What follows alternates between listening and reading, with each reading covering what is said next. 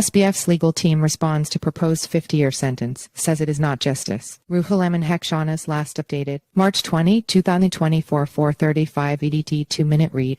Lawyers representing former FTX CEO Sam Bankman-Fried, aka SBF, have criticized the government's proposal for a maximum sentence of 50 years in prison, saying it is not justice. In response to the government's sentencing recommendation filed on March 15, SBF's attorneys, Marc Mukasey and Torrey penned a letter to Judge Lewis Kaplan, branding the proposed sentence as a throwback to a medieval approach to punishment. They added that the proposed sentence presents a distorted narrative that portrays their client as a malevolent supervillain. With marked hostility, the memorandum distorts reality to support its precious loss narrative and casts Sam as a depraved supervillain. SBF defense asks for 6-year sentence. The government's additional documents filed alongside a sentencing memorandum called for a 40 to 50-year prison term for Bankman-Fried, who was convicted of fraud and money laundering charges in November 2023. Dismissing the proposed sentence as an unjust punishment, the defense team argued for a reduced prison term of 5 to 6 years, emphasizing that the bankruptcy proceedings would ensure that all customers and lenders are fully compensated, leaving no actual losses. Bankman-Fried's lawyers also disputed the prosecution's portrayal of their client as driven by greed and solely focused on personal wealth accumulation.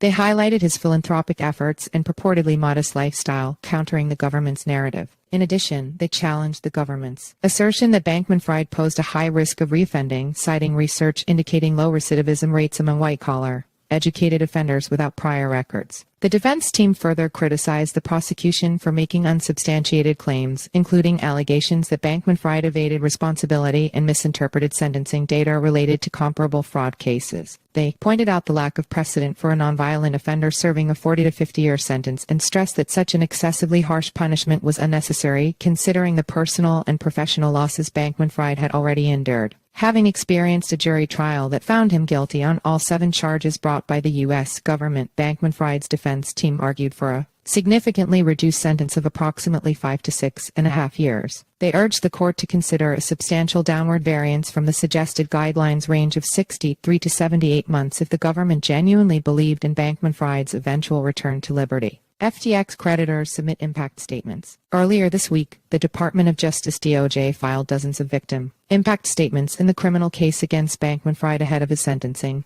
In the filings, victims of FTX's collapse expressed their anguish, claiming that the event robbed them of financial security, inflicted emotional distress, and eroded their trust in the financial system. The impact statements were provided by FTX creditors from various parts of the world, outlining their FTX holdings and detailing the profound impact of the exchange's bankruptcy on their lives. One victim lamented their precarious financial situation, revealing that as a restitution claimant, they had experienced a complete loss of income for over a year. My circumstances are exacerbated by my current unemployment status and ongoing disability recognition process, they added. Numerous other respondents shared similar stories, disclosing that they were unemployed due to health issues and heavily relied on the funds they had stored in FTX. Follow us on Google News.